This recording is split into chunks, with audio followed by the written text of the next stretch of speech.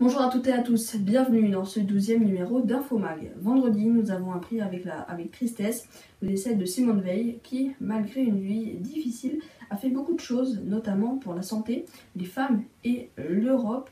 Romain Lucas revient de suite avec ce reportage sur la vie de cette grande femme.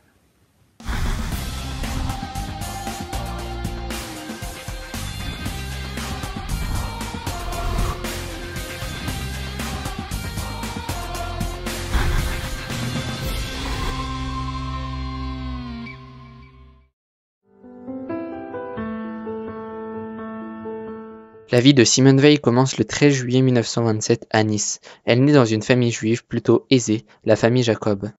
En mars 1944, Simone Veil, âgée de 16 ans et qui se fait appeler Simone Jacquet, réside chez son professeur de lettres classiques. Le 30 mars 1944, alors qu'elle se rend avec un ami rejoindre les filles de sa classe pour fêter la fin du bac, elle est contrôlée dans la rue, en plein centre-ville de Nice, par deux Allemands en civil et est arrêtée. Le 13 avril 1944, soit deux semaines après leur arrestation, Simone, sa mère, sa sœur Madeleine sont envoyées de Drancy dans le convoi numéro 71 à la destination d'Auschwitz, un des camps de concentration nazis. Peu avant la libération du camp d'Auschwitz, le 27 janvier 1945, les Allemands emmènent leurs prisonniers dans la marche de la mort jusqu'au camp de Bergen-Belsen. Sa mère meurt en mars 1945. Sa sœur Madeleine, atteinte également, est sauvée de justesse grâce à l'arrivée des Alliés. Le camp où Simone se trouve est libéré par les troupes britanniques le 15 avril 1945. Simone, Madeleine et son autre sœur Denise sont les seules survivantes de leur famille. Simone Jacob est de retour en France le 23 mai 1945. Elle intègre des écoles dans le domaine du droit et la politique afin de devenir haute fonctionnaire. Après l'élection de Valéry Giscard d'Estaing à la présidence de la République, elle est nommée ministre de la Santé dans le gouvernement Jacques Chirac.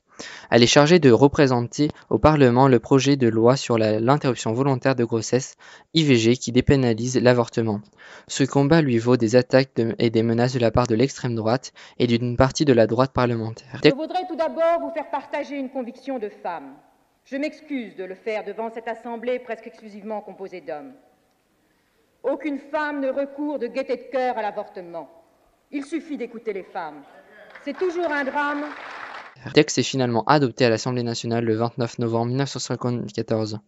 Simone Veil devient, suite à cela, une figure du féminisme et devient très appréciée par les Français. De 1979 à 1982, elle est la première présidente du Parlement européen, nouvellement élue au suffrage universel. Simone Veil déclare croire en l'Europe et en l'union des pays. Elle est aussi ministre d'État, ministre des Affaires sociales, de la Santé et de la Ville et numéro 2 dans le gouvernement d'Édouard Balladur. Après une vie politique très remplie, elle est nommée à siéger au Conseil constitutionnel, une assemblée qui veille à la régularité des élections nationales et des référendums. Simone Veil y siège de 1998 à 2007. Élue à l'Académie française le 20 novembre 2008, elle y est solennellement reçue le 18 mars 2010. Simone Veil meurt à son domicile le 30 juin 2017 à l'âge de 81 ans, à quelques jours de son 90e anniversaire. Une cérémonie d'hommage national aura lieu ce mercredi aux Invalides et présidée par le président de la République Emmanuel Macron.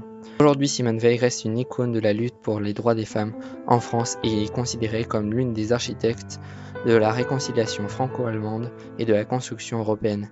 Elle a marqué à tout jamais l'histoire de notre pays et de celle de l'Europe. C'est la fin de cet Infomag, merci de l'avoir suivi. Je vous retrouve demain à 17h pour votre bulletin météo de la semaine. Bonne fin de journée et à demain.